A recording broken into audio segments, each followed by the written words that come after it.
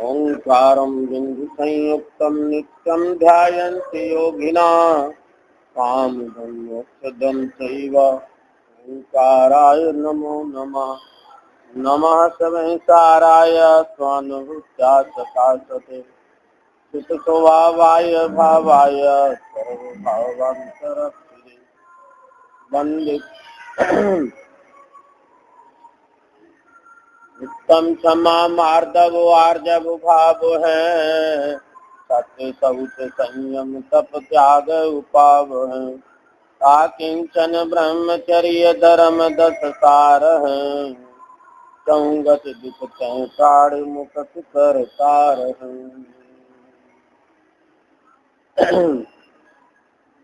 पर्वराज दशलक्षण महापर्व का आज दूसरा दिवस है। दूसरा दिवस होने से उत्तम क्षमा के बाद उत्तम मार्दव पृष्ठ 295।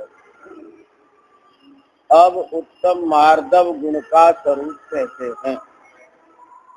मार्दव का स्वरूप इस प्रकार है, मान कषाय से आत्मा में जो कठोरता होती है उस कठोरता का अभाव होने पर जो कोमलता होती है वह मार्दव नाम आत्मा का गुण है। आत्मा का स्वभाव कोमल है और उस कोमलता को ही शास्त्रीय भाषा में मार्दव कहते हैं।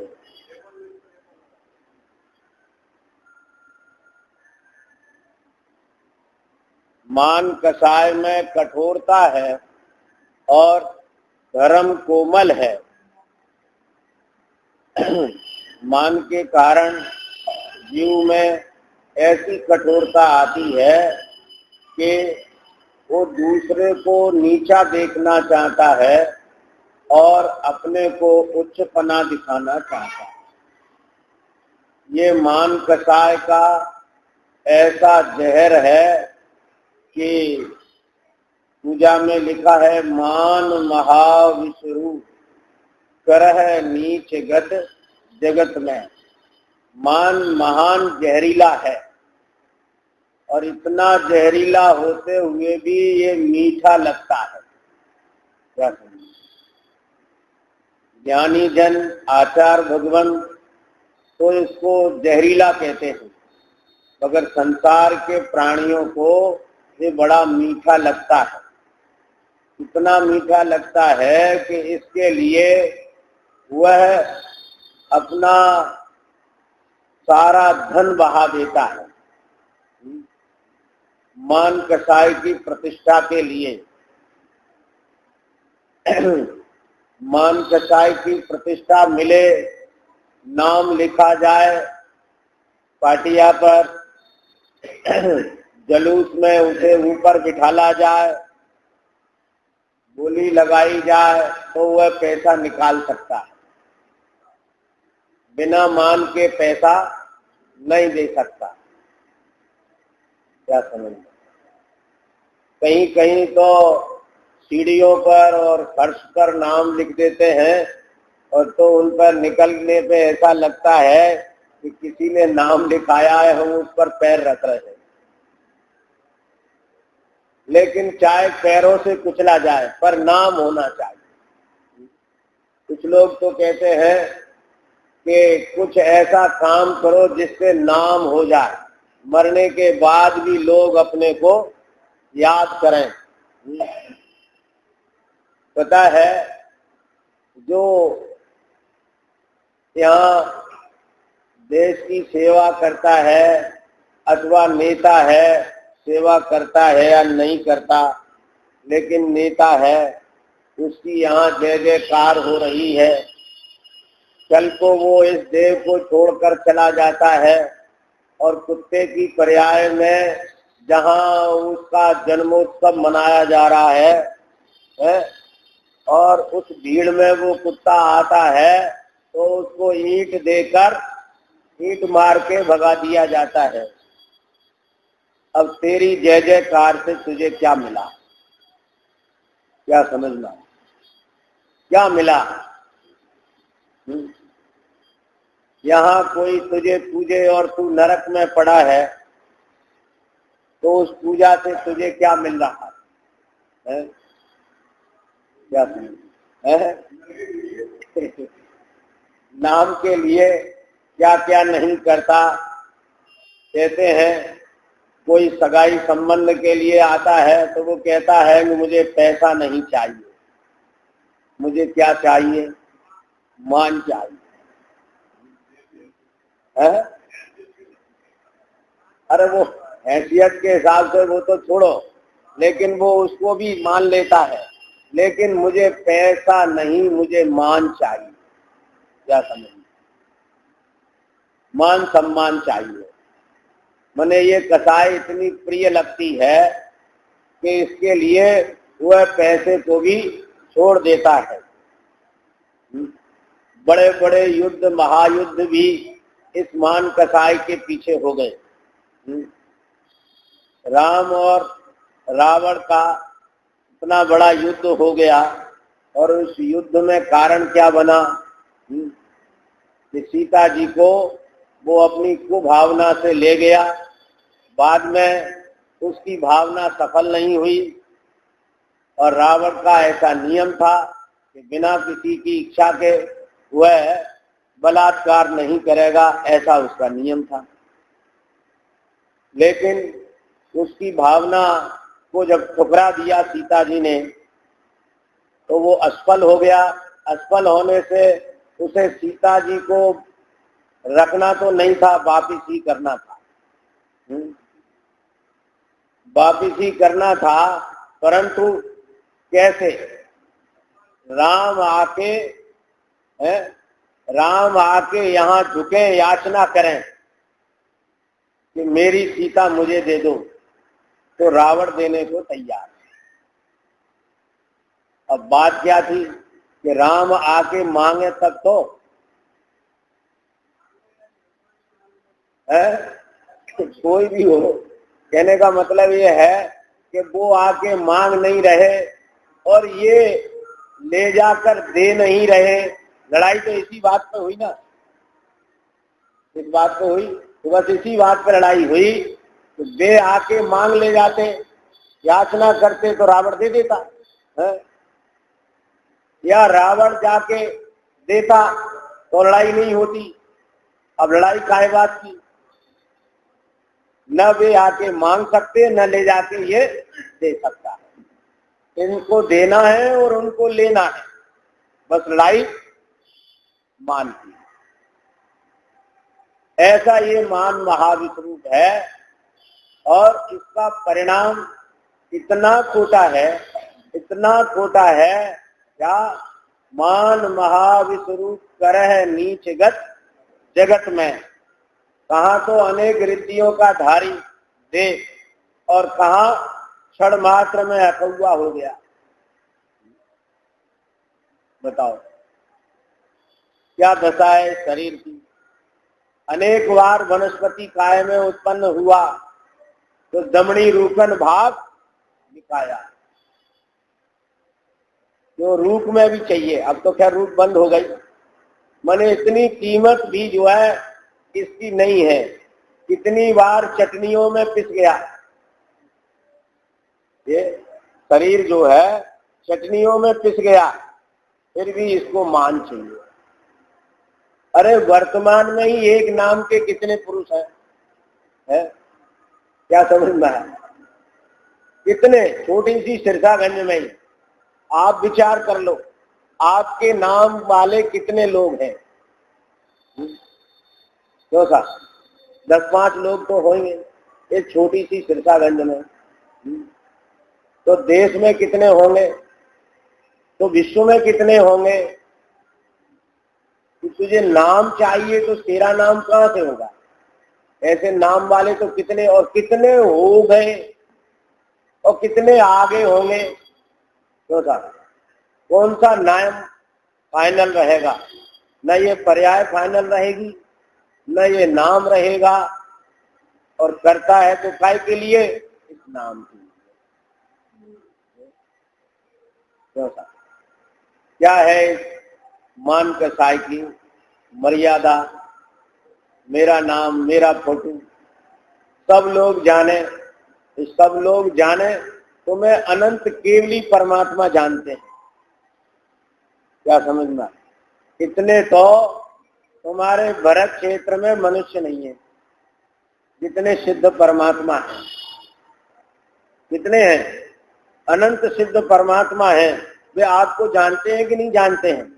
हैं? और कैसा जानते हैं? जैसे हम हैं और वैसा जानते हैं। तुम सोचते हो कि हमें लोग जाने, तुम्हें तो अनंत सिद्ध परमात्मा जानते हैं। क्या समझ में आया?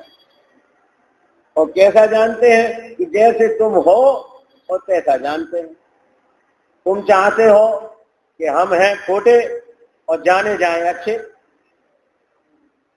क्या समझ में आया? और सिद्ध भगवान जैसे है वैसे जानते हैं। तो इसीलिए तो ये कसाय जो है जहर है। कोई अगर जो है मान पत्र दे दे तो ये बड़े ही उल्लास से, उत्साह से कमरे में ऊपर लगाता है। तो जो कोई भी आए वो इसे जरूर देख ले कि इनको मान पत्र मिले हैं। कितने मान पत्र मिले हैं? 1, 2, 4, 10, 20 सब लगा। क्या कहें? विरोध पत्र किसी ने नहीं लगाया।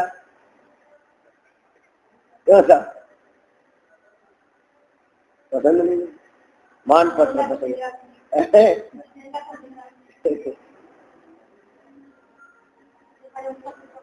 और ऐसे बड़े प्रेम से लेता है। कोई प्रशंसा करे तो उसको ये अनुराग देता है प्रशंसा करने वाले को, पर ऐसा अनुराग देता है कि ये हमारे नीचे रहे। समझ में आना? हमारा स्थान इससे ऊंचा हो जाए। वो अपने बराबर नहीं देखना चाहता। मान कसाय ऐसी है कि वो अपने बराबर नहीं देखना चाहती। नीचे बने रहो तुम, हम तुम्हारा सहयोग करेंगे। क्या समझ में आया? लेकिन हमारे जिनेंद्र भगवान ने समस्त जीवों को समान देखा है? और मान कसाय से ये और को नीचा, अपने को ऊंचा देखता है। क्या समझ? और भगवान जिनेंद्र ने समस्त जीवों को जो निगोद में पड़े हैं, उनको भी वे कहते हैं कि जैसे हम और वैसे तुम। भगवान जिनेंद्र की स्तुति करने वाला भक्त यहाँ तक कहता है कि प्रभु आपके गुण तो गढ़धर भी नहीं गा सकते हैं। क्या समझ में? हमारी क्या औकात? हम हिम्मत करते तो हमारी हिम्मत तो ऐसे समझो जैसे गगन निपैती अभन, इन हाथों से आसमान को नापना। जब गढ़धरी आपके गुणों को नहीं गा सकते हैं, इतने गुण हैं, तो हम सार के क्या गा सकते हैं? अगर 3 से 43 राजू का कागज होवे और समस्त पेड़ों की बनाई हुई कलमें होवे और स्वयंभू रमण समुद्र की स्याही होवे, फिर भी आपके गुण पूरे नहीं लिखे जा सकते। क्या समझिए? इतने गुण हैं आत्मा में। हे प्रभु, हम आपके गुणों को गान करने में असमर्थ हैं। फिर भगवान क्या कहते हैं कि जितने गुण मुझ में उतने तुझ में, देख अपने अंतर में है। हम तो कहते इतने गुण हैं कि जिन्हें गढ़धर भी नहीं गा सकते, 3 से 43 राजू के कागज पर भी नहीं लिखे जा सकते। और भगवान क्या कहते हैं कि जितने गुण मुझ में उतने ही गुण तुझ में, देख अपने अंतर में। क्या समझ में? अपने अंतर में देख तू, जितने गुण तुझ में उतने गुण मेरे में। प्रभु मेरी दशा तो बहुत खराब है, दशा तेरी बहुत खराब है, तुझसे ज्यादा मेरी खराब है। क्या समझना? भगवान कहते तुझसे ज्यादा मेरी खराब थी, तो तेरी क्या खराब है? जब मेरी सुधर गई तो तेरी भी सुधर जाएगी। जो काम हमने किया सो काम तुम करो। अब तुम्हें चाहिए मान, तो फिर तुम्हें मान चाहिए तो फिर दशा तुम्हारी बहुत खराब होने वाली है, बहुत खराब होने वाली है। क्या समझना? और तुम्हें चाहिए आत्मज्ञान, तो मेरी जैसी दशा हो जाएगी। क्या समझना? तो समझने की चीज है। देखो सदाशिव दास जी कहते हैं आत्मा और मान कसाई के भेद को अनुभव करके मान को छोड़ना, उसका नाम मार्दव गुण है। आत्मा और मान कसाई के भेद को समझना। क्या समझना? आत्मा का स्वभाव ज्ञान है, आत्मा का स्वभाव ज्ञान है, और कसाय जो है वो कठोर है। ज्ञान निर्मल है, कसाय मलिन है। ऐसे आत्मा और मान का भेद जाने तो मान को हे माने, मान को हे माने तो मार्दव को उपाधेय माने, तब तो मान कसाय के छूटने की बात बनेगी। क्या समझना? तो पहले ये समझो कि मान कसाय कितनी मलिन और निकृष्ट और जहरीली और खोटे परिणाम की चीज है, और आत्मा का स्वभाव कैसा कि जैसा सर्वज्ञ का। कहा ना जितने गुण मुझ में, प्रभु कहते उतने गुण तुझ में। तो कितना अंतर है आत्म स्वभाव में और मान कसाय में। इसके भेद को जो अनुभवता है वो मान को छोड़े और मार्दव गुण को धारण करे। क्या समझना है? ऐसा ये मान कसाय है। अब आगे देखो, ये मान कसाय 8 प्रकार की होती है। प्रश्न निकालो 236।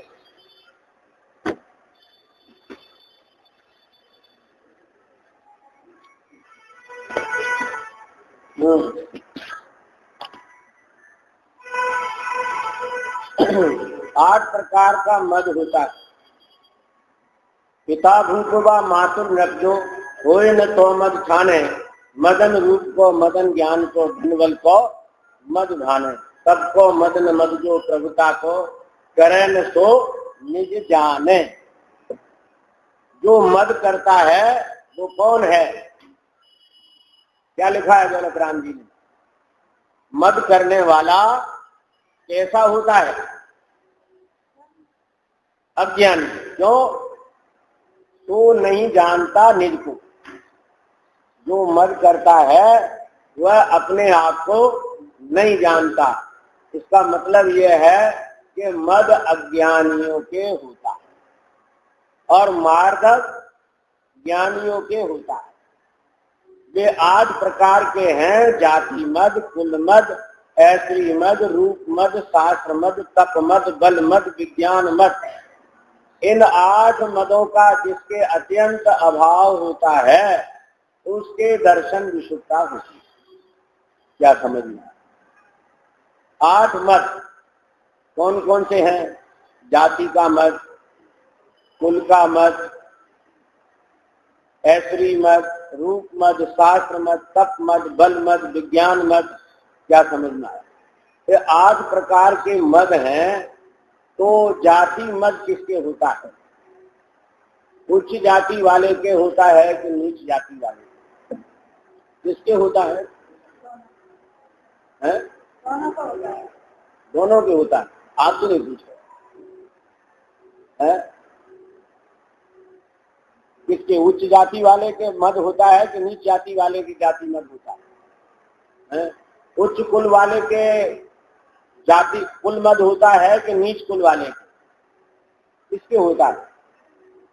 क्यों सर? उच्च कुल वाले को। धन मद किसको होता है? धनवान को कि निर्धन को? धनवान को। और रूप मद किसके होता है? रूपवान के कुरूप के, रूपवान के। और ऐसरी मद किसके होता है? ऐसरीवान के बिना दीन के होता है। बोलो है क्या? ज्ञानी के। हम पूछ रहे हैं, उसका जवाब दो है। तप मत किसको होता है? बल मत किसको होता है? बल मत किसको होता है? बलवान को होता है कि निर्बल को होता है? बलवान को है। तो ज्ञान मत किसको होता है? ज्ञान मत किसको होता है? ज्ञान वाले के कि बिना ज्ञान वाले? ज्ञानी के कि अज्ञानी के? अज्ञानी के। माने ज्ञान मत अज्ञानी के, बकाया मत किनके? उच्च जातिवान के, उच्च कुलवान के हैं। वो तो नियम बदल दिया।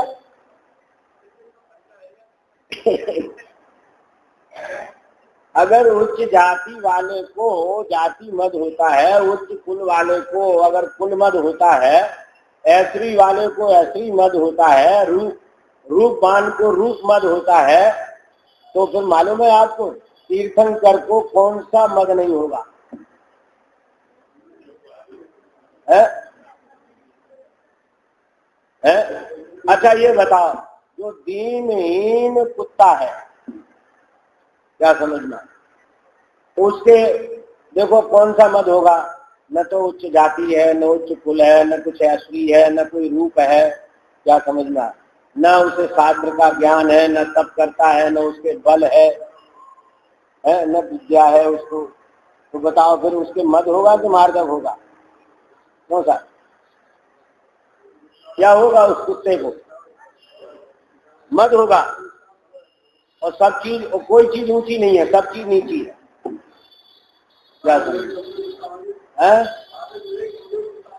अरे कमजोर से कमजोर को ले लो आप, जो सबसे ज्यादा कमजोर हो, उसको बल है कि मार्दव है?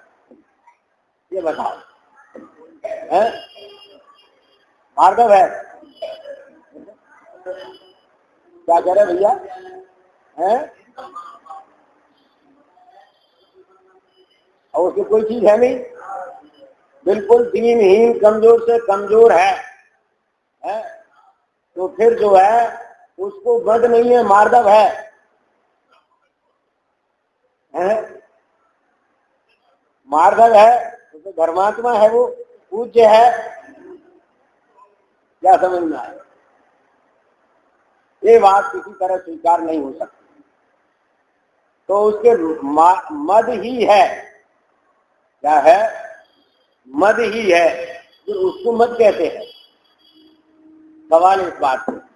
और तीर्थंकर को मार्दव कहते हैं, क्योंकि उनकी सब चीजें ऊंची हैं। तीर्थंकर के समान कोई रूपवान नहीं। तीर्थंकर का कुल भी ऊंचा है, तीर्थंकर की जाति भी ऊंची है।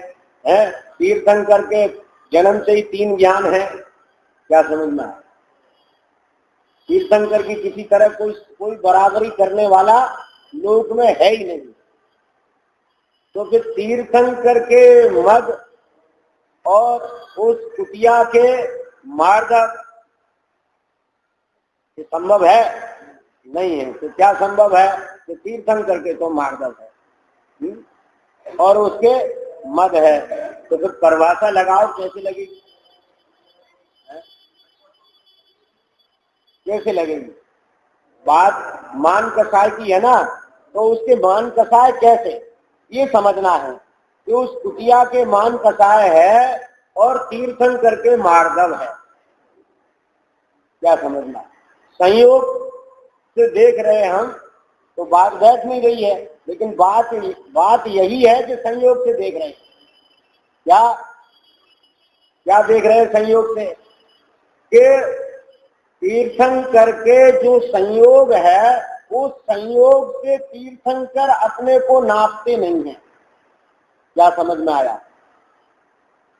जो संयोग से नाप करता है वह मानी होता है। जे बड़े आदमी है तो जे बड़े आदमी तो जे मानी है, कि जो ऐसा मान रहा है जे बड़े आदमी जे मानी है। क्यों साहब? कौन मानी है? जो ये मानता हम तो छोटे हैं भैया, ये बड़े आदमी है, तो मानी कौन हुआ? वो बड़ा आदमी मानी हुआ कि वो जो अपने को छोटा मान रहा है वो मानी हुआ? हाँ, दोनों ही के मान कथा है। वो छोटा अपने को क्यों मान रहा है कि उसके पास धन वैभव का अभाव है, और उसको बड़ा क्यों मान रहा है कि उसके पास धन वैभव है। समझ में आया ना? और वो जिसको बड़ा माना जा रहा है उसको मान क्यों है? वो भी समझता है कि हमारे पास धन वैभव है इसलिए मैं बड़ा हूं, और ये क्या है? क्या समझ में आया?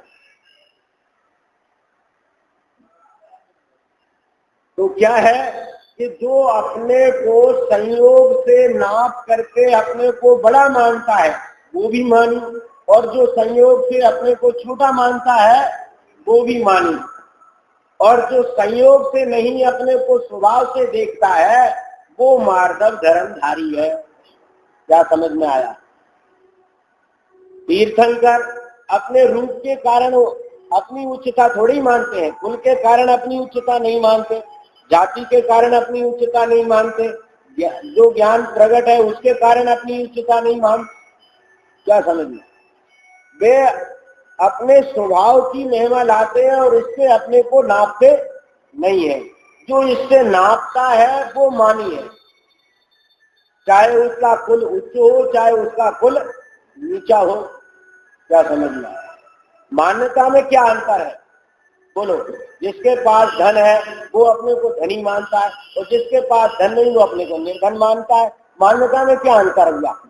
अब कल उसके पास धन आ जाएगा तो अपने को धनी मानने लगेगा, और कल उसका धन चला जाएगा तो अपने को निर्धन मानने लगेगा। मान्यता में क्या अंतर है? कोई अंतर नहीं है। तो मान्यता दोनों की अज्ञान रूप है, क्योंकि दोनों जो है धन के मीटर से अपने को छोटा बड़ा नाप रहे हैं। ऐसे ही रूप से अपने को कुरूप और सुंदर मान रहे हैं। क्या समझ? तो जो अपने को सुंदर मानता है वो भी मानी, और जो अपने को कुरूप मानता है वो भी मानी ना।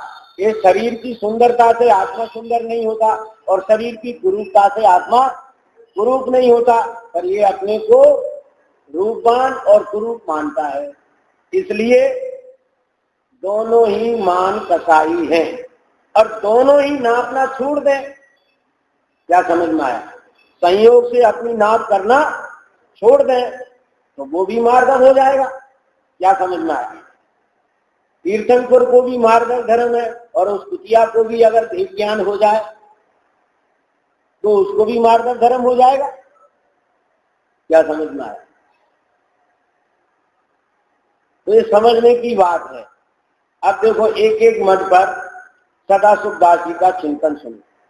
जाति मत सम्यक दृष्टि को ऐसा सच्चा विचार होता है कि हे आत्मन, यह उच्च जाति है, वह तुम्हारा स्वभाव नहीं है। समझ में आया ना? यह तो कर्म का परिणमन है। चिंतन देखो ना, उसके ज्ञानी के मार्गदर्शन क्यों जो ऐसा चिंतन करता है कि ये उच्च जाति है, वो तुम्हारा स्वभाव नहीं है। किसका काम है ये? किसका काम है ये? कर्म का परिणमन है। जो उच्च जाति है ना, वो किसका परिणमन है? कर्म का परिणमन है, परकृत है, विनाशिक है, कर्मों के अधीन है। माता के वंश को जाति कहते हैं। क्या समझ? जाति से मतलब नंसार की जाति, ननिहाल पक्ष को जाति कहते हैं। संसार में अनेक बार अनेक जाति पाई।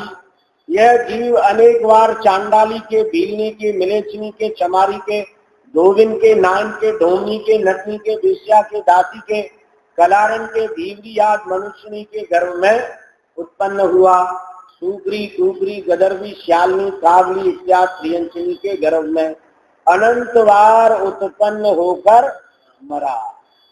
क्या समझ में आया? अनंत बार नीच जाति में उत्पन्न होने के बाद एक बार उच्च जाति पाता है। समझ में आया ना? इस संसार में भ्रमण करने वाले जीव की क्या दशा है कि अनंत बार नीच जाति, तब कहीं एक बार उच्च जाति होती है। इसी प्रकार से अनंत बार उच्च जाति भी पाई, फिर भी अनंत बार उच्च जाति पाई, तो भी संसार परिभ्रमण ही करता रहा। इसलिए जाति का मद नहीं करना चाहिए। समझ में आया ना? माने उच्च जाति हो तो अपने को ऊंचा नहीं मानना, और नीच जाति हो तो अपने को नीचा नहीं मानना। आत्मा का स्वभाव अगुर लघु है, न बड़ा है न छोटा। कुल मत त्याग, पिता के वंश को कुल कहते हैं। ऊंच नीच कुल भी अनंत बार प्राप्त हुआ। संसार में जाति का कुल का मत कैसे किया जा सकता है? सूरत के महान रिद्धधारी देव मरकर एक इंद्री में आकर उत्पन्न हो जाते हैं, स्वर्ण आदि निम्न त्रियंशों में उत्पन्न हो जाते हैं, का उत्तम कुल के धारी होकर भी चांडाल आदि में उत्पन्न हो जाते हैं। अतः जाति कुल में अहंकार करना मिथ्या दर्शन है। क्या समझना? इस कुल का क्या अहंकार करना? कितने समय तक रहने वाला है और इससे क्या भला होने वाला है? हे आत्मन, तुम्हारा जाति कुल तो सिद्धों के समान है। देखो क्या कहते हैं ज्ञानी जन, वो आत्मन तुम्हारा जाति कुल तो सिद्धों के समान है, जैसे सिद्ध है और वैसा तू है। देखो तो सही, जगत में जैनेश्वर मतों में भगवान अपने बराबर नहीं देखता भक्तों को। क्या कहते हैं? तू मेरी भक्ति कर और मैं तेरी रक्षा करूंगा। क्या समझना है? तू मेरी भक्ति कर और मैं तेरी रक्षा करूंगा। तो क्या है कि वह भक्तों को अपने नीचे बनाए रखना चाहता है। क्या समझिए? पर जैन शासन में ऐसा नहीं। जिनेंद्र भगवान कहते हैं कि तू मेरे ही जैसा है और तू मेरे ही जैसा बन जा। जो कुछ भी कमी है तेरे ना समझी की, क्या समझना है, उसको तू समझ ले और मेरे रास्ते पर चल और तू भी मेरे जैसा हो जाए। तो जगत की जो रीति नीतियां हैं वो समानता की नहीं, लेकिन जैन शासन का जो त्रिलोकीनाथ सर्वज्ञ परमात्मा है वे ही अपने बराबर देख रहे हैं, तो औरों की क्या बात है?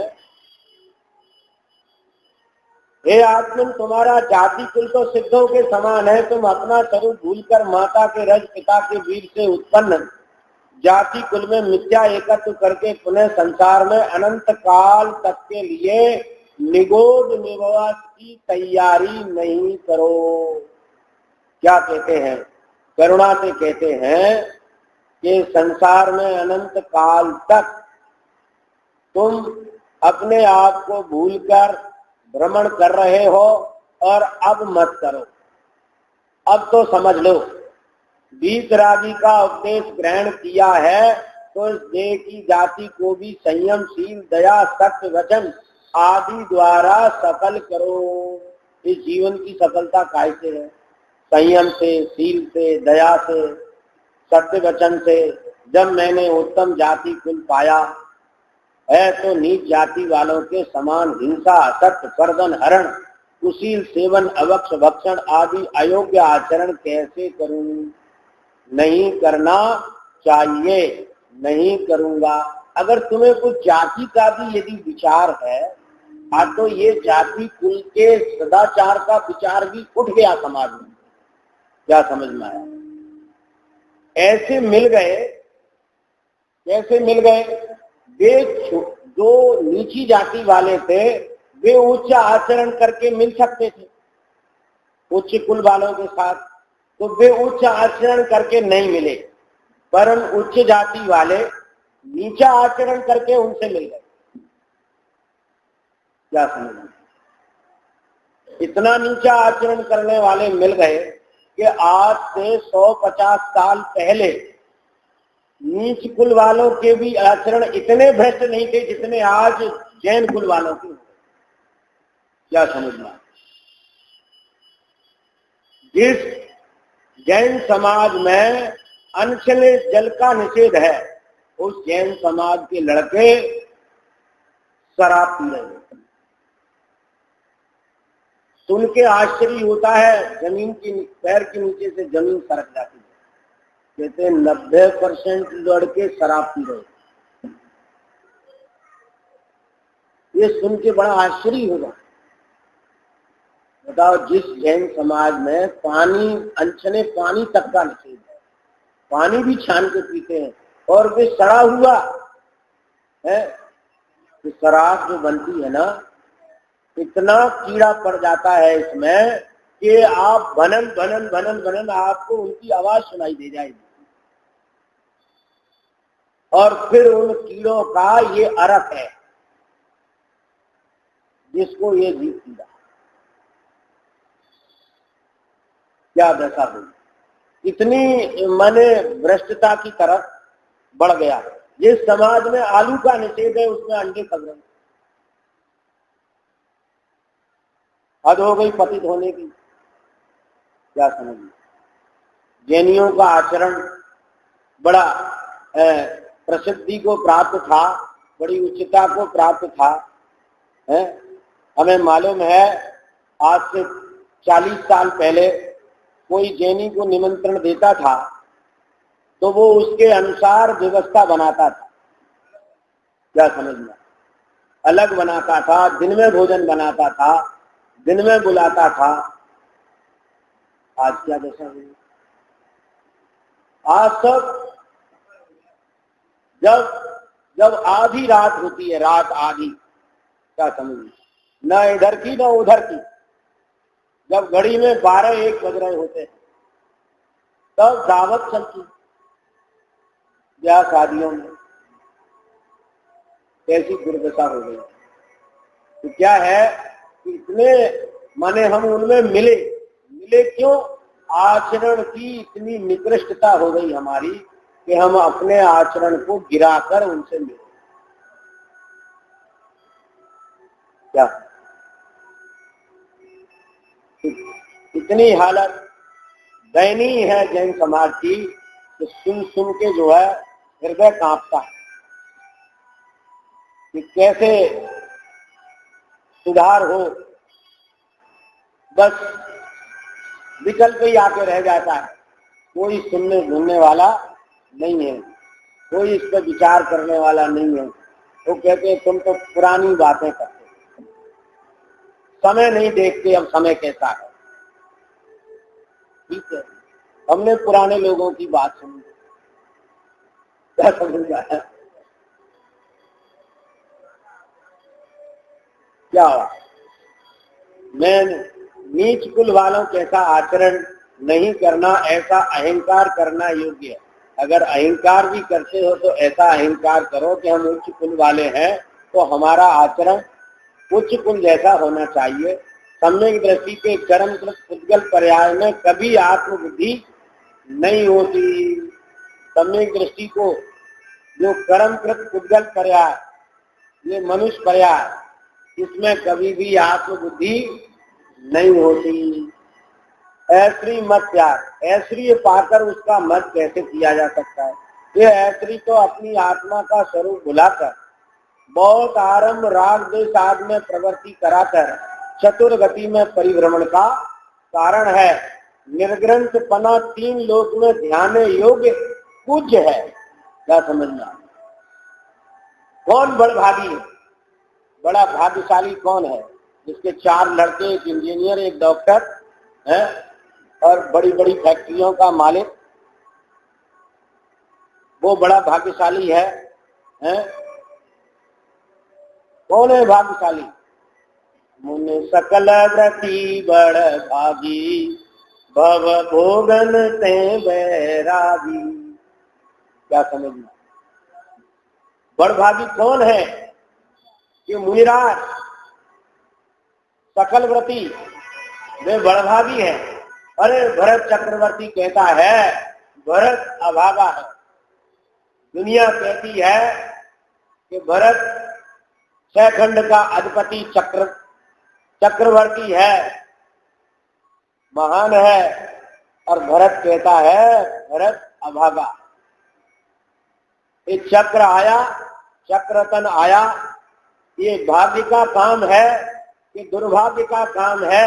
भगवान ऋषभ देव को केवल ज्ञान दिया, सब भगवान की वाणी सुनेंगे और हमें चक्र के पीछे जाना है। क्या समझ? इतना अभागा हूं मैं, पर जगत के लोग की दृष्टि जो है उस वैभव पर है, वो कहते हैं तुम बड़े भाग्यशाली हो। पर भरत कहता है मैं अभागा हूं। पूज्य तो महान तो कौन है कि निर्ग्रंथ पना 3 लोक में ध्याने योग्य है। कभी कभी कोई लोग कह देते हैं ना कि जे विचारे मुनिराज, तो मुझे बड़ा धक्का लगता है। क्या जी क्या कह रहे हैं? विचारे दौलत राम जी ने छेडाला में क्या लिखा है? क्या लिखा है? विचारे लिखा है। धन धन्य है जे जीव नर भव पाए यह कारज किया। क्या समझ में आया? ये धन्य है, धन्य है, धन्य है और जिन्होंने नरभव पाकर ऐसा मुनि धर्म अंगीकार किया है, वे धन्य है। क्या समझ में आया?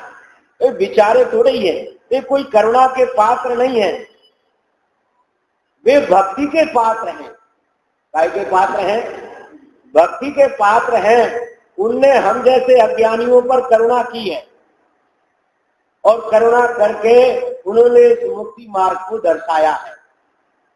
और हम क्या सोचते हैं कि ये विचारे करुणा करते हैं उन पर, वे करुणा के नहीं, वे भक्ति के पात्र हैं। समझ में आया ना? उत्तम पात्र में उनकी गणना है। जो करुणा के पात्र होते हैं वे उत्तम मध्यम जघन्य में उनकी गिनती नहीं होती है। दीन दुखी, जो भूखे प्यासे, रोग से व्याकुल जो प्राणी है और उन पर दया करते हैं, तो वे करुणा के पात्र हैं। वे उत्तम मध्यम जघन्य पात्र में उनकी गिनती नहीं होती है। समझ में आया ना? उत्तम पात्र मुनिराज होते हैं, मध्यम पात्र व्रती श्रावक होते हैं प्रतिमाधारी, और जघन्य पात्र अवृत सम्यक दृष्टि होते हैं। क्या समझ में आया? तो इसलिए निर्ग्रंथ पना 3 लोक में ध्यान योग्य पूज्य है। ये ऐश्री क्षणभंगुर है।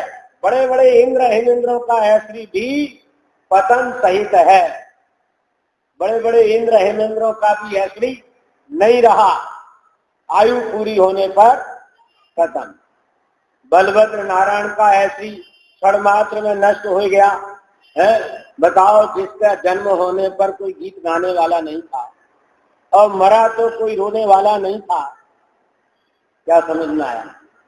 ऐसे त्रिखंडा पति की, कृष्ण नारायण की जब ये हालत हुई, तब औरों की क्या बात। जन्म हुआ जेल में, वहां कौन गीत गाने वाला था? और जब मरे तब कौन था? बलभद्र भी पानी लेने चले गए थे। प्यारे प्यास के मारे मरे। जो बलभद्र इतने जो है भाई के प्रति मोही थे कि बाद में 6 महीने वे अपने कंधे पर रखे रहे। वे भी मरते समय नहीं रह पाए। क्या दशा है? अर्धचक्रियों की ये हालत है। बलभद्र नारायण का ऐश्री भी क्षण मात्र में नष्ट हो गया। अन्य जीवों का तो कितना सा ऐश्री है। ऐसा जानकर 1-2 दिन के लिए ऐश्री पाया है तो दुखित जीवों के उपकार में लगाओ, विनयमान होकर दान दो। परमात्मा स्वरूप अपना ऐश्वर्य जानकर इस कर्म करते ऐश्वर्य से विरक्त होना ही योग्य है। ये तो कर्म का ऐश्वर्य है कि आत्मा का ऐश्वर्य नहीं है। आत्मा का ऐश्वर्य कितना है? कितना है आत्मा का ऐश्वर्य? आपको एक अनुमान बता दे, बता तो हम नहीं सकते।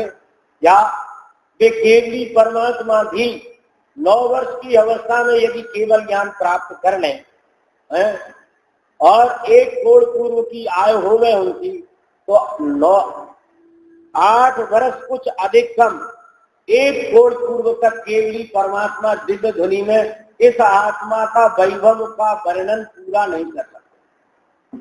क्या समझ में आया? अभी तो भगवान के गुणों की बात की थी कि वो इतने बड़े कागज पर नहीं लिखे जा सकते। अब कहते इस आत्मा में इतने गुण हैं कि जिनका प्रत्यक्ष अनुभव वेदन करने वाले सर्वज्ञ परमात्मा भी जिसका वर्णन इतने समय में कि 8 वर्ष कुछ अधिक कम 1 कोण पूर्व तक जो दिव्य ध्वनि में इस आत्मा का वर्णन करें तो पूरा नहीं कर सकते। 33 सागर तक सरवार सिद्धि के देव इस आत्मा की चर्चा करते हैं पर पूरी नहीं करता। काल पूरा हो जाता है पर आत्मा के गुणों की चर्चा पूरी नहीं होती। मालूम है वे कितनी चर्चा करते हैं, कितनी चर्चा करते हैं। उनके पास चर्चा के अलावा दूसरा कोई काम नहीं। क्या आत्म स्वरूप में लीन तो रह नहीं पाते और वंदना करने भी कहीं जाते नहीं। समझ में आया ना? नंदीसुर पंचमेरु कहीं नहीं जाते। यहां तक कि भगवान को केवल ज्ञान हो जाए तो भी भगवान के समोशरण में नहीं जाते। 5 कल्याणक में से किसी कल्याणक में नहीं जाते, सर्वार सिद्धि के दो। और भूख प्यास का कोई विकल्प उनको है नहीं। सागरों पर्यंत बाद होता है तो क्षण मात्र में कंठ से अमृत झर जाता है। तो उसमें कुछ भी 1 मिनट भी खर्च होती नहीं है। नहाना धोना उनको नहीं, सोना उनको नहीं, खाना उनको नहीं। क्या समझना है? क्या है? एकमात्र चर्चा। और वो चर्चा करते करते करते करते करते करते 33 सागर का काल पूरा हो जाता है। और वहां चर्चा करने में कोई उन्हें उदाहरण और कथानक पेश करने की जरूरत नहीं पड़ती किसी को। क्यों? कि वहां किसी को समझाना थोड़ी है, वहां कोई अज्ञानी है ही नहीं। वहां कोई अज्ञानी है ही नहीं, द्वादशांग के ज्ञाता है। अब मति श्रुति अवधि 3 ज्ञान है उनको, सब आत्मज्ञानी है। किसी को कुछ समझाना है नहीं, कोई दृष्टांत देने की जरूरत नहीं है। क्या समझ में आया? कोई कथानक सुनाने की जरूरत नहीं है। चर्चा करना वो समझना समझाना थोड़ी है। भाई समझाना तो वहां हो कि अज्ञानी हो तो ज्ञानी उसको समझाओ, तो वहां समझाना भी नहीं है, चर्चा ही चर्चा करना है। इतने गुण हैं आत्मा में कि एक गुण की चर्चा करते हैं फिर उसके बाद दूसरे ही करते, फिर तीसरे ही करते हैं। काल पूरा हो जाता है 33 सागर का, पर चर्चा पूरी नहीं होती। इतने गुण हैं इस आत्मा में। समझ में आया ना? ऐसा ऐश्वर्य है, वो ऐश्वर्य पता नहीं है और ये थोड़े से ऐश्वर्य में जो है इसको भूला हुआ है। रूप मत, रूप का मत नहीं करो। ये विनाशी पुद्गल का रूप आत्मा का स्वरूप नहीं है। ये तो भैया चमड़ी का रूप है, विनाशिक है, क्षण क्षण में नष्ट हो जाता है। इस रूप को रोग वियोग दारिद्र वृद्धावस्था महापुरुष कर देगी। ऐसे हार चाम के रूप में रागी होकर मद करना बड़ा अनर्थ है। ये हार चाम का रूप है, उसमें रागी होता है। इस आत्मा का रूप तो केवल ज्ञान है। क्या है आत्मा का रूप? केवल ज्ञान आत्मा का रूप है, जिसमें लोकालोक सभी पदार्थ प्रतिबिंबित होते हैं। इसलिए चमड़ी में अपनापन छोड़कर अपने त्रिकाली अविनाशी ज्ञान स्वरूप में अपनापन करो। ये ज्ञान स्वभाव, केवल ज्ञान स्वभाव, ये अपनापन करने लायक तत्व है। इसको तो समझता नहीं और इस झाड़ चाम के रूप को अपना रूप मानता है। पता नहीं इस रूप के सौंदर्य के लिए क्या क्या काम करता है। अनेकों अभक्ष्य औषधियों का प्रयोग करता है जिनमें अनेक जीवों की हिंसा होती है। ऐसे पदार्थों का सेवन करता है, उनकी कथा क्या कहें। शास्त्र मत त्याग, शास्त्र ज्ञान श्रुत ज्ञान का गर्व नहीं करना चाहिए। आत्मज्ञान रहित श्रुत ज्ञान निष्फल है। समझ में आया ना? यदि इस ज्ञान में ज्ञान का परिचय नहीं है, क्या इस ज्ञान में ज्ञान का परिचय नहीं है, इस ज्ञान में ज्ञान का अनुभवन नहीं है, इस ज्ञान में ज्ञान विषय नहीं बनता है, इस ज्ञान का विषय ज्ञेय बनता है तो क्या होता है कि वह ज्ञान का मद हो जाता है। समझ में आया ना? ज्ञान को ज्ञान रूप समझे तो ज्ञान का मद नहीं होता, पर ज्ञेयों के मीटर से ज्ञान को नापता है। किससे नापता है? ज्ञेयों के मीटर से ज्ञान को नापता है तो मानता है मुझे बहुत ज्ञान है। कोई कोई कहते हैं मुझे बहुत कम ज्ञान है, हमारा क्षयो पसम कम है। क्या है? हमारा क्षयो पसम कम है, हम हाल भूल जाते हैं, हमें याद नहीं रहती है। कोई मानता है कि हमारा क्षयो पसम बहुत है। अरे पगले हो गए हो, तुम ज्ञान वाले हो कि क्षयो पसम वाले हो? हैं? बोलो, ज्ञान वाले हो कि क्षयो पसम वाले हो? ज्ञान वाले हो ना, ज्ञान की खान हो और मानते हो क्षयो पसम। अरे क्षयो पसम तो कर्मों का होता है, जड़ कर्मों का होता है। भूल गया ये, और ज्ञेयों से अपने ज्ञान को नापता है। तो ये जो श्रुता ज्ञान है, क्या समझना, उसका गर्व कर बैठता है। आत्मज्ञान रहे सुख ज्ञान निष्फल है, क्यों? 11 अंक का ज्ञानधारी होकर भी अभव्य संसार में ही परिभ्रमण करता है। क्या समझ में आया? 11 अंक का ज्ञान हो गए और वो भी संसार में परिभ्रमण करता है। क्यों? इतना ज्ञान है फिर भी परिभ्रमण करता है। 11 का नहीं, 11.5 का। 11.5 का मतलब 11 अंग 9 पूर्व, 11.5 से भी ज्यादा हो गए, क्योंकि 14 पूर्व होते हैं ना द्वादशांग, 11 अंग और 12वें अंग में 14 पूर्व होते हैं। तो 14 पूर्व में से भी 9 पूर्व का ज्ञान हो गया। समझ में आना? हाँ सवेरे चर्चा आई थी ना, अब कौन है? हाँ, जिसको अभव्यत्व शक्ति है उसी को अभव्य कहते हैं। हाँ, तो अब वो चर्चा सवेरे हो चुकी है, अब उस पर अपन नहीं अभी सुन रहे। बात क्या है कि 11 अंग 9 पूर्व का ज्ञान हुआ तो फिर उसे अज्ञान क्यों, आत्मज्ञान क्यों? क्यों? उसने अपने ज्ञान को ज्ञेयों के मीटर से नापा, ज्ञान को ज्ञान के रूप में नहीं देखा। समझ में आया ना? ज्ञान को ज्ञान के रूप में नहीं देखा, ज्ञान की ताकत को नहीं देखा, ज्ञान के स्वभाव को नहीं देखा, ज्ञान के वैभव को नहीं देखा। ज्ञेयों का वैभव ज्ञान में झलका, उस ज्ञेयों में लुब्ध होकर, ज्ञेयों में आसक्त होकर है। रोज दर्पण देखते हैं, दर्पण देखते हैं कि चेहरा देखते हैं? क्यों सर? दर्पण देखते हो कि चेहरा देखते हो? चेहरा देखते हो, इसलिए दर्पण देखते हुए भी दर्पण को नहीं देखते। क्या समझना? नहीं देखते। क्यों?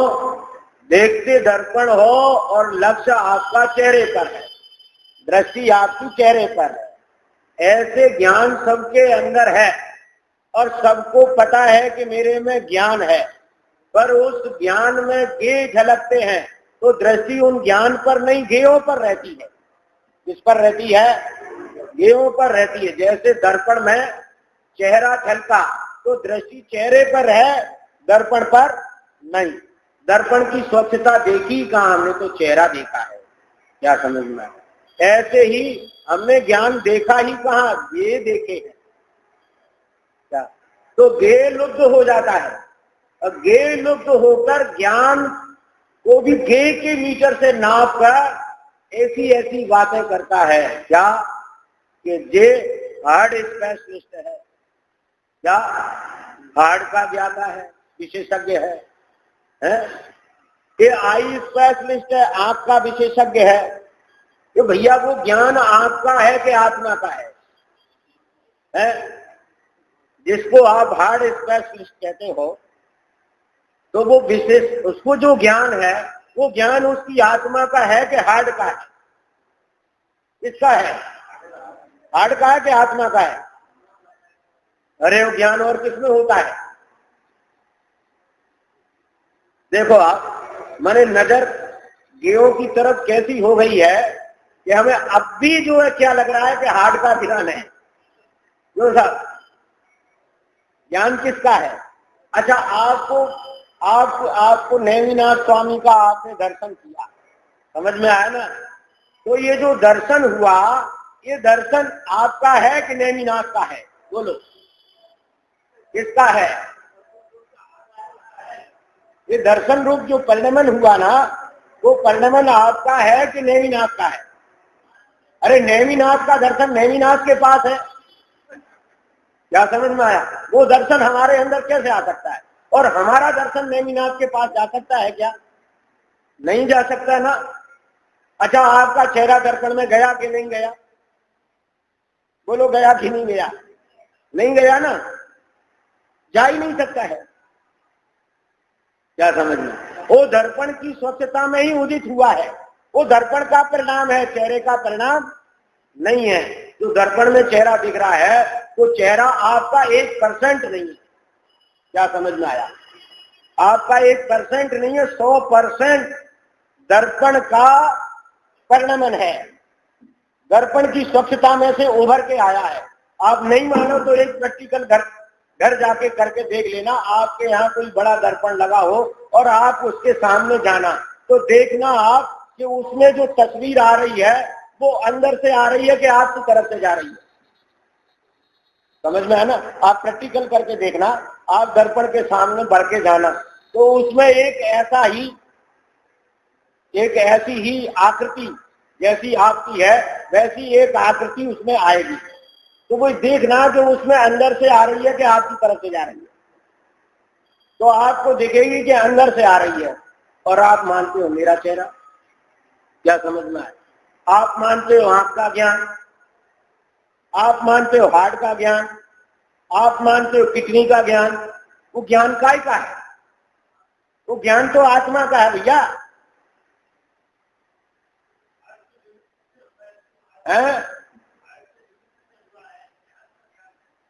अरे वो हार्ट जो है निमित्त से हुआ है, तो ये व्यवहार कथन है। समझ में आया ना? वास्तव में वो ज्ञान किसका है, ये समझना है ना पहले। वो गे की तरफ नजर होने से हमें गे का लगता है, पर गे का नहीं है। समझ में आया ना? वो ज्ञान उसका स्वयं का है, वो स्वयं डॉक्टर का है। हार्ट आपका और ज्ञान डॉक्टर का। कि हार्ट का ज्ञान, बोलो हार्ट आपका और ज्ञान डॉक्टर का। डॉक्टर का ज्ञान है कि हार्ट का ज्ञान है? बोलो डॉक्टर का ज्ञान है कि हार्ट का ज्ञान है? बोलो किसका ज्ञान है? डॉक्टर का है। अब हार्ट कैसा है ऐसा वो जानता है। समझ में आया ना? उस ज्ञान की ऐसी ही योग्यता है कि वो हार्ट कैसा है वैसा जानता है। लेकिन वह ज्ञान की जो ज्ञान है वो उस आत्मा का ही है, हार्ट का बिल्कुल भी नहीं है, 1% नहीं है। क्या समझना? पर हमारी दृष्टि उस पर न रहकर, ज्ञान पर दृष्टि नहीं रहती, गेयों पर दृष्टि रहती है, तो वो गेय लुब्धता में हमें ज्ञान भाषित नहीं होता है।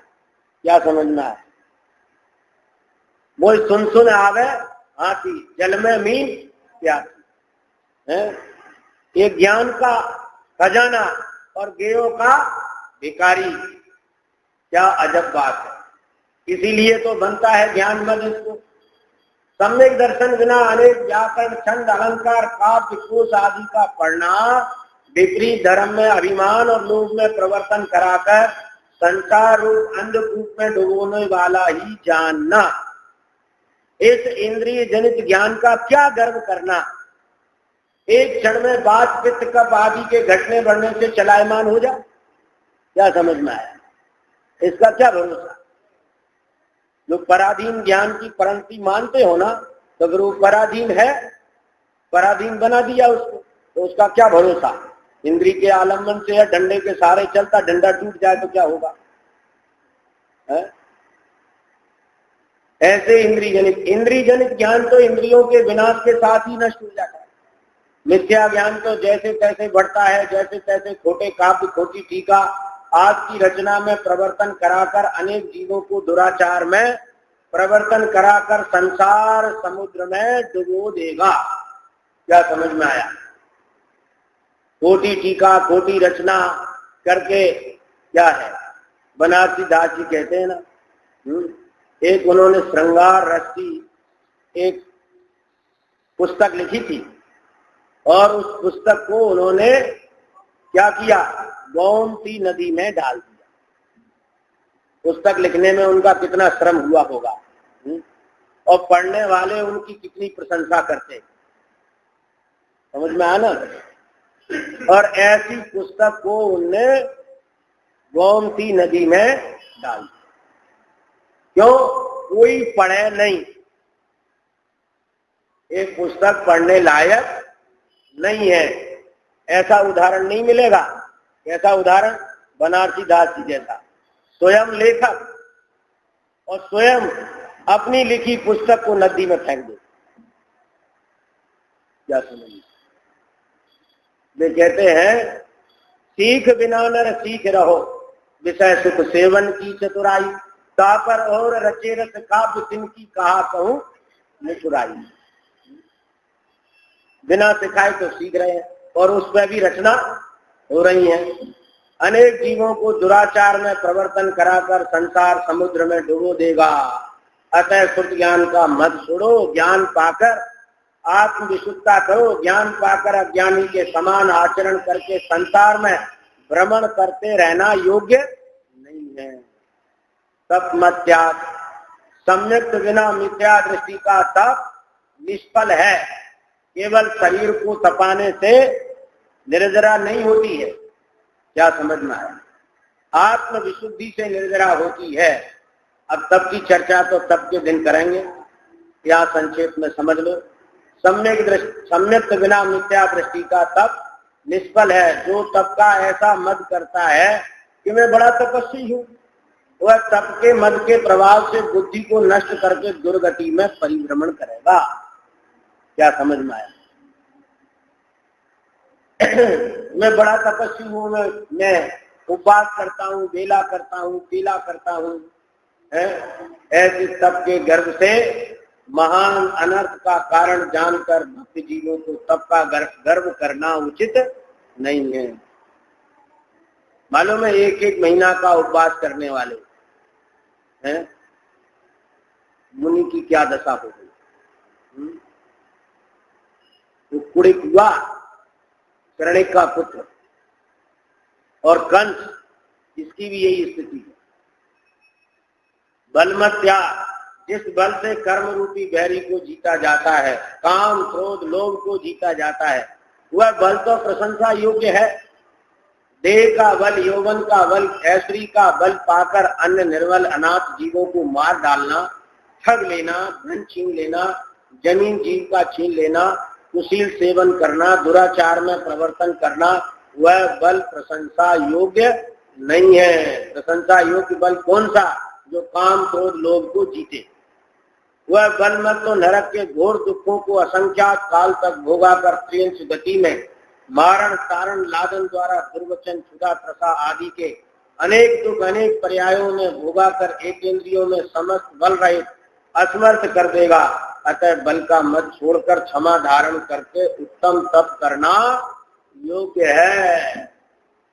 विज्ञान मत, विज्ञान अर्थात अनेक हस्तकला, अनेक वचन कला, अनेक मन के विकल्प, जिनसे यह आत्मा चतुर्गति संसार में परिभ्रमण करके दुख भोगता है, वे सभी दुख ज्ञान है। इस संसार में खोटी कला चतुरता का बड़ा गर्व है। क्या समझ में आया? जिन्हें अचार डालना आता है ना, तो उनसे अचार डलवाते, उन्हें कला सीखी ना अचार डालने। तो ऐसी कला सीखना नहीं, और अगर सीख ली हो तो उसका परित्याग कर देना, बनारसी दास जी की तरह। खोटी कला चातुरता का बड़ा गर्व है। मेरी सामर्थ्य तो ऐसी है, सच्चे को झूठा कर दूं और झूठे को सच्चा कर दूं, कलंक रहित को कलंक सहित कर दूं, शीलवंतों को दूषित कर दूं, अदंडनीय को दंड पाने योग्य कर दूं। आजकल ये बहुत चल रहा है? क्या अपराधी देता है रिश्वत, जो लुट गया वो कहां से देगा रिश्वत? जो लुट गया वो रिश्वत कहां से देगा? और रिश्वत कौन देगा? जो ले गया 10 लाख वो 5 लाख दे देगा। क्या समझिए? तो रिश्वत लेने वाला किसकी बजाएगा? देने वाले की। तो क्या करेगा कि जो दंडनीय है उसको तो छोड़ देगा, और जो निरपराधी है उसको अपराधी बनाकर दिखा देगा। दंड पाने योग्य है। बहुत दिनों से रोके रखे धन को निकाल लूं, धर्म छुड़ाकर उल्टा श्रद्धान करा दूं, प्राणियों के वशीकरण, अनेक जीवों का मारण, अनेक प्रकार के जल में गमन करने के, जमीन पर गमन करने के, आकाश में गमन करने की यंत्रादि बना देना इत्यादि अनेक कला चातुरी हैं। वे सब कुज्ञान हैं। अब इनकी चर्चा विशेष करने का समय नहीं है। इनका गर्व करना नरक के घोर दुखों का कारण है। कला चातुरी तो यदि सम्यक हो तो वह शोभनीय है। क्या समझ में आया? कला तो अच्छी है, पर कौन सी?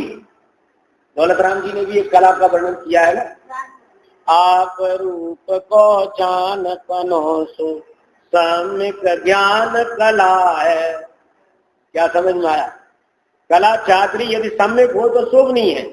अपने आत्मा को विषय कसाव के उलझाव से सुलझाना अथवा लोगों को हिंसा रहित सत्य मार्ग में प्रवर्तन कराना ही उत्तम कला है। क्या समझ में आया? अपने को खोटे मार्ग से हटाकर सही मार्ग पर लगाना और अन्य जीवों को कुमार्ग से हटाकर सच्चे मार्ग में प्रवर्तन कराना, उन्हें सच्चे मार्ग का उपदेश देना, इससे बढ़कर और कोई कला नहीं है। ये उत्तम कला है। इस प्रकार सच्चे वस्तु स्वरूप को समझकर जाति कुल ऐसी रूप सुख तप फल विज्ञान आदि को कर्म के अधीन जानकर इनका मद छोड़ देना चाहिए और मार्गदर्शन धर्म धारण करना चाहिए। ऐसा निर्णय करके अपन को वस्तु का स्वरूप समझ के मार्गदर्शन धर्म को धारण करें। जितनी भी शक्ति हो, जितना भी आपके उपयोग की निर्मलता हो सके उतना करें। पर पूरा मार्गदर्शन धर्म कब प्रकट होगा, ये भावना हमारी कब तक रहे? जब तक पूरा मार्गदर्शन ना हो जाए तब तक। बस इस बात से अपनी बात